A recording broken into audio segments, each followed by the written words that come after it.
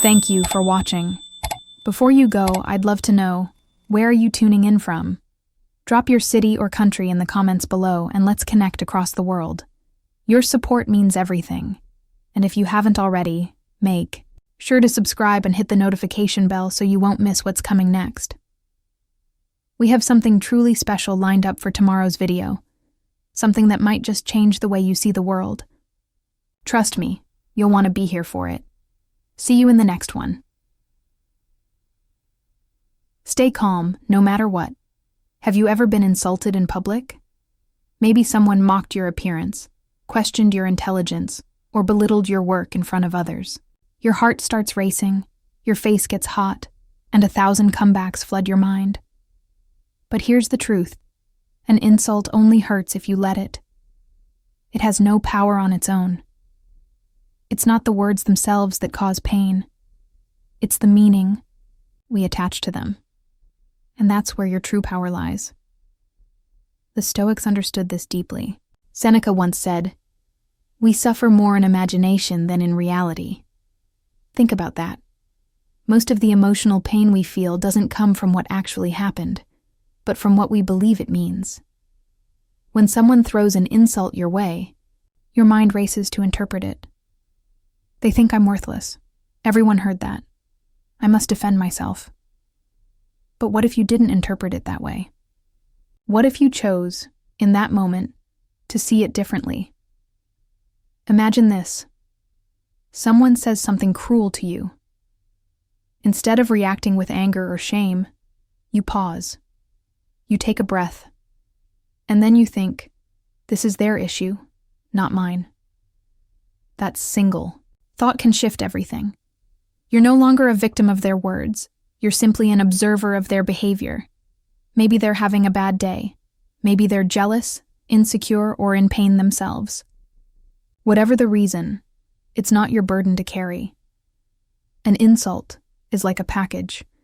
If you refuse to accept it, it still belongs to the sender. You don't have to carry someone else's baggage just because they handed it to you. In fact, the moment you stop reacting, you reclaim your peace. You show that your self-worth isn't tied to anyone's opinion. This doesn't mean you suppress your emotions or pretend it didn't happen. It means you rise above it. You decide that your response, your calm, grounded presence, is more powerful than their attempt to provoke you.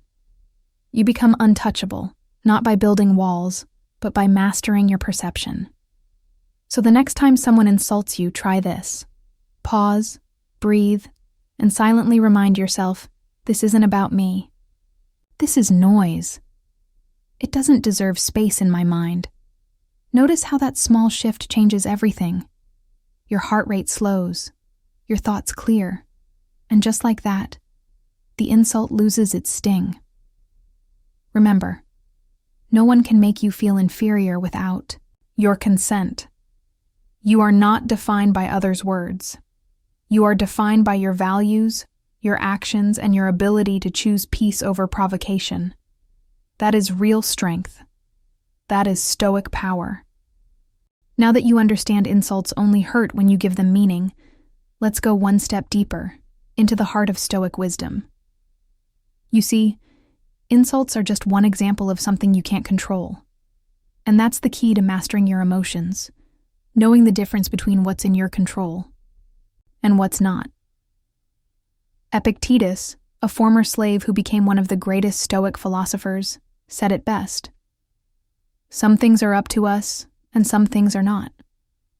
It sounds simple, but it's life-changing. When someone insults you, spreads rumors, cuts you off in traffic, or treats you unfairly, that's outside your control. But your reaction? That's yours. That's always yours.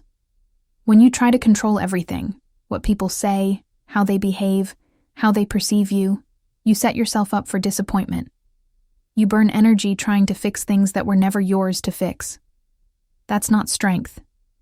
That's emotional chaos. Real strength is knowing where your influence ends. And peace begins the moment you stop chasing what you can't change. Think about this. The weather, traffic, other people's moods, their opinions, their judgments. None of these are in your hands. So why give them the power to ruin your day? Why let a stranger's words dictate your emotions? You can't control their mouth, but you can control your mind. Let's connect it to the last lesson. When someone insults you and you choose not to react, that's you taking control of your emotions. That's you protecting your peace.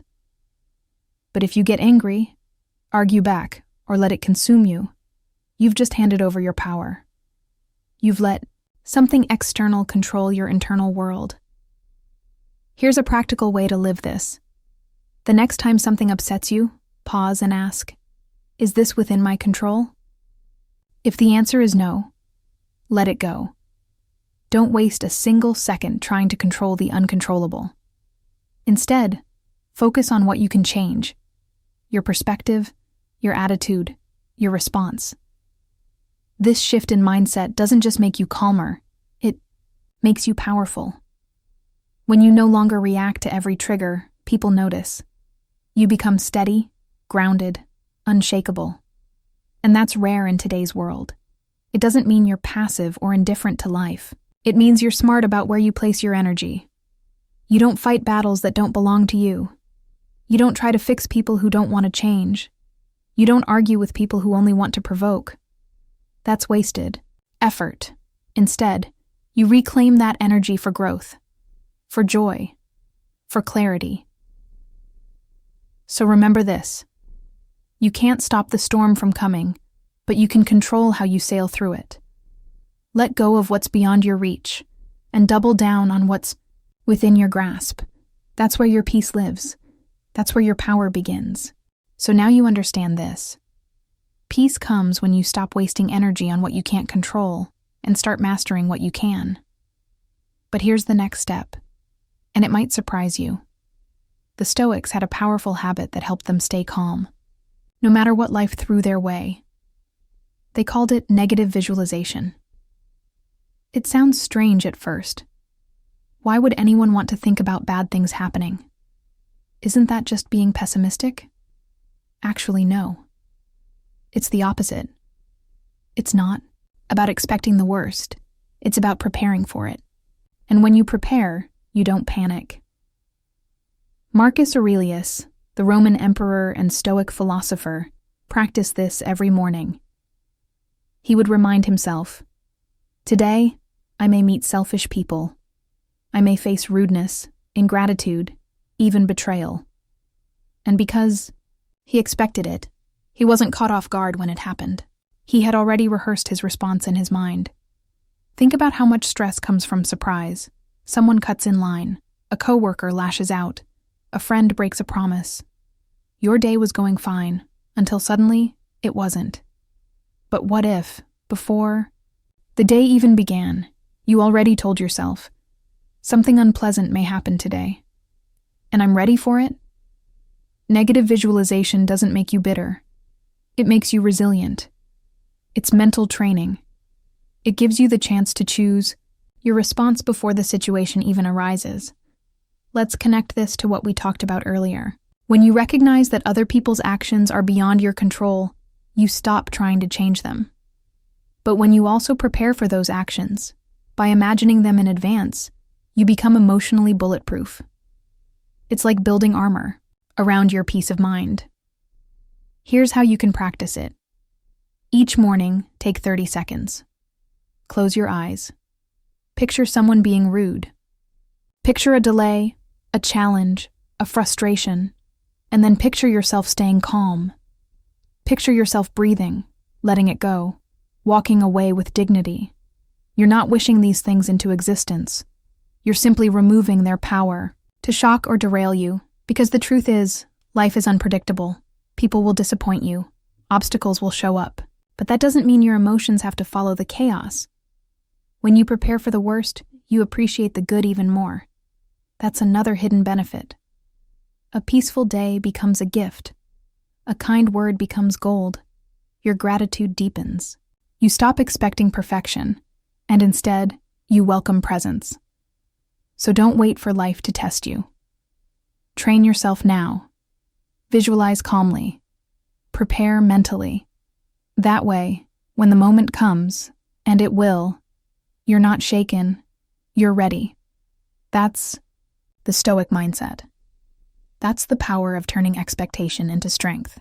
So, we've practiced preparing for the worst, mentally rehearsing rude people, unexpected setbacks, and emotional challenges. That kind of preparation gives us clarity. But preparation alone isn't enough. When the moment actually comes, when someone throws words like daggers or tries to stir your emotions, you still have a decision to make. And that's where indifference becomes your greatest ally. Now let's be clear. Indifference doesn't mean you don't care about anything. It means you care wisely. You don't let yourself be pulled into drama. You don't give people the satisfaction of seeing you lose control. You maintain your peace, not because you're cold, but because you're strong. Think of it like this. Someone tries to provoke you. Maybe it's with sarcasm, blame, or open disrespect. They want a reaction. They want you to get angry, to yell, to argue. But instead of feeding the fire, you give them silence. Maybe a calm look. Maybe even a small, knowing smile. But no energy. No anger. Just calm. And suddenly, they lose their power. That's what Stoics understood. Anger feeds on attention. Like a fire needs oxygen, drama needs your emotional reaction to survive. But if you take away that fuel, if you offer nothing but indifference, it dies out on its own.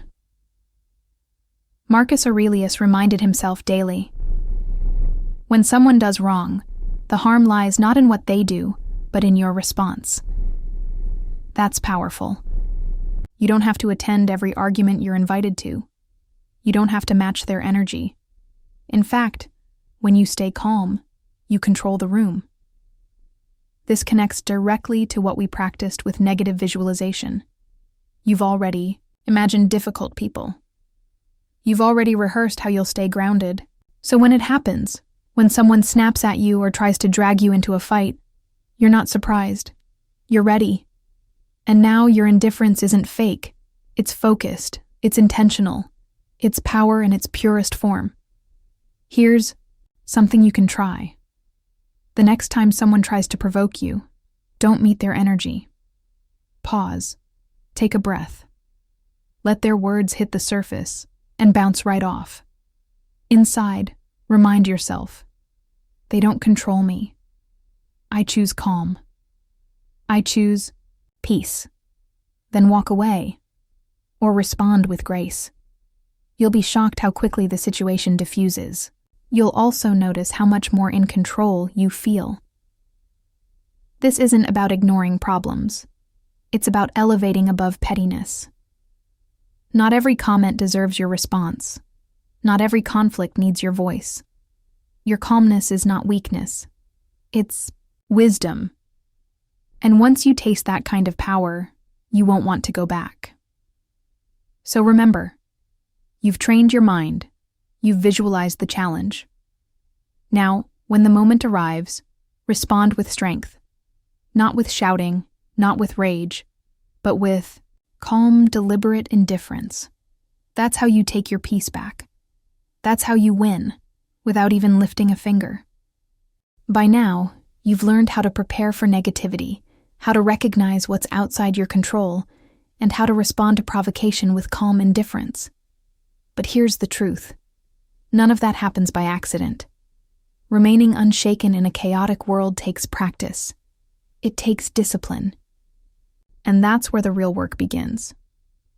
Stoicism isn't just a philosophy you read once and forget. It's a daily commitment, a lifestyle. Just like building muscle at the gym, mental strength grows through repetition, effort, and self-reflection. The more consistently you train your mind, the more naturally peace becomes your default setting. Think about it. When someone pushes your buttons, your reaction doesn't come from the moment itself. It comes from your conditioning. If you've spent your life reacting to everything, that reaction is a habit. But here's the good news. Habits can be rewired. And it starts with small, intentional actions. Start by carving out time for stillness. Every day. Just a few quiet moments in the morning to sit, breathe, and set your intention. Remind yourself, I control how I respond today. I will not give my peace away. That one thought, repeated daily, becomes a shield that protects you throughout the day.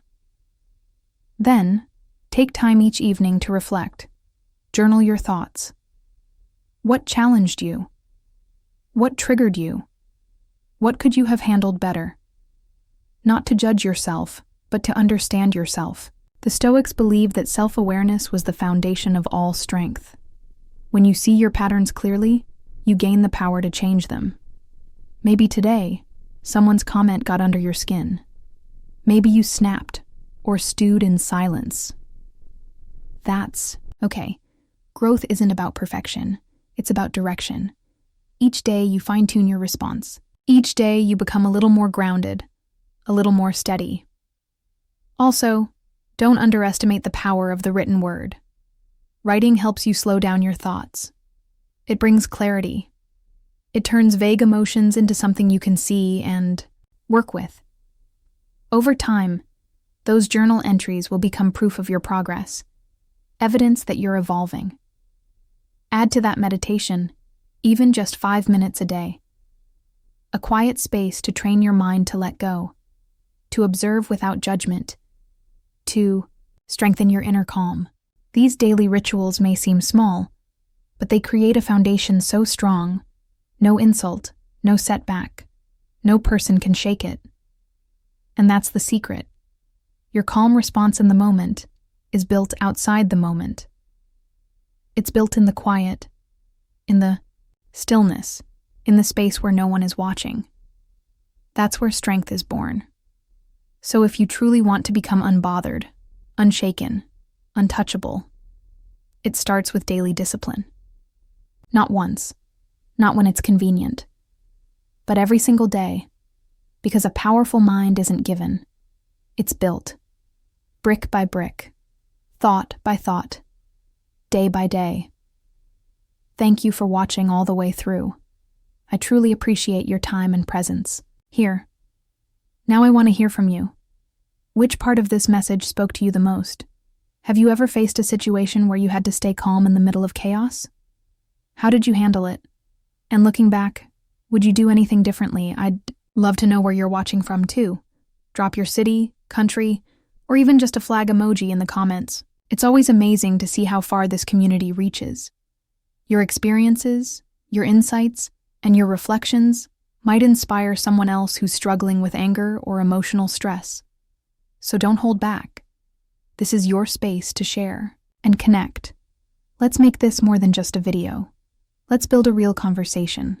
And if this message helped you in any way, please consider subscribing and turning on notifications. We've got more powerful tools coming to help you strengthen your mind and live with purpose, starting with the next episode tomorrow. You won't want to miss it.